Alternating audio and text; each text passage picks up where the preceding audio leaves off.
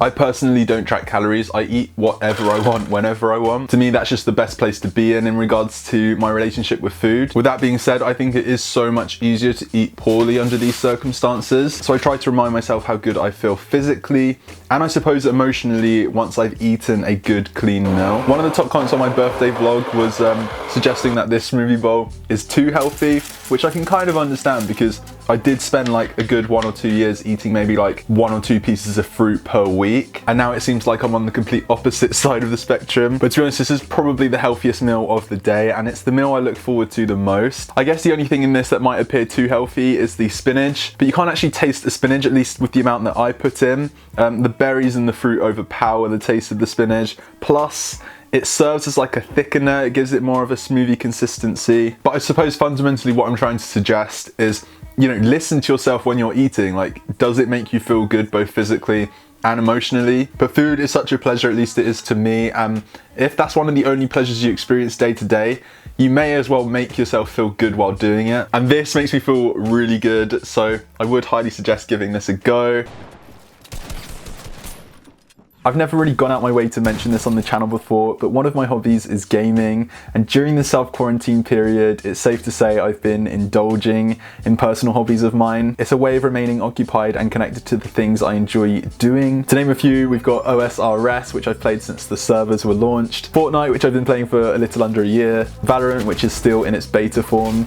If there are any of you guys that play any of these games, feel free to add me. I'll be sure to link all of my in-game names in the description. It's always a really cool way to connect with you guys through this medium. With that being said, my most recent addition comes from today's video sponsor, Raid Shadow Legends. So this is what Raid has to offer. We're currently sat at the Bastion, which is where we can progress in different ways. For example, if I select one of my characters in the tavern, I can then give up other champions which I'm not too interested in order to upgrade that level. You can also ascend these champions, which is essentially another way of leveling them up. However, you require materials. In this case, it's these potions down here. If you press on the potions you require, it shows you where you can get these potions from. So for example, here I need 6 potions from Magic Keep. Towards the end of the keep, you'll find these bosses which actually drop the item that you're looking for in order to ascend your champions. So with the wave cleared, this is our reward. All of our champions get XP. We also got one of those arcane potions, which as discussed, ascends our champions. I've also created a clan for us lot, so if you are interested, be sure to join. I've called it Long Hair Army. There's constant ongoing tournaments such as this dragon tournament in which you compete for in-game rewards, and in the latest patch there will be an arena tournament which is player versus player,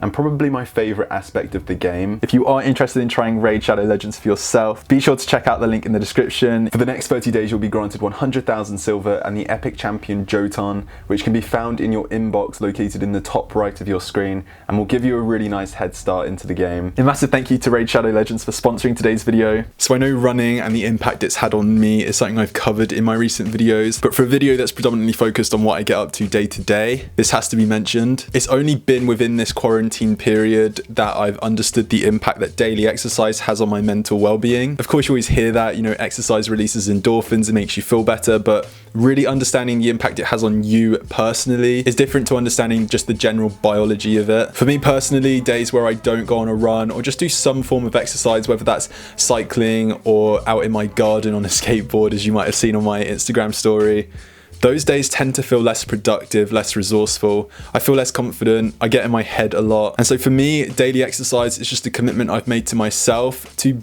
A, better myself physically, but B, ensure that my mental well-being is as good as it possibly can be. Give running a go, I cannot suggest it enough, especially if the last time you ran was like back in school. It sucks at first, so my advice is take it really slow, keep it at a conversational pace. You almost only want to be able to breathe through your nose. If you're breathing through your mouth, that might be a bit suggestive you're going too hard at first. With a little bit of consistency, the rate of progression is exponential, and that's one of my favorite things with running. If after a couple of days running is really not your thing, then that's totally fine. I would just encourage you to practice some form of exercise, mainly for the mental. The last daily pillar that I like to check off is productivity. On my birthday, I made a quarantine bucket list. Right at the top, 100k subs, which we recently hit. I've made running a focus point for myself, so productivity definitely entails running as well, but just creating those goals, no matter how little, it could literally just be getting out of bed at a certain time every day, gives you those small victories each day, which we all could do with right now. So productivity to me is about setting myself goals, regardless of how little they may be, that put me closer to where I want to be,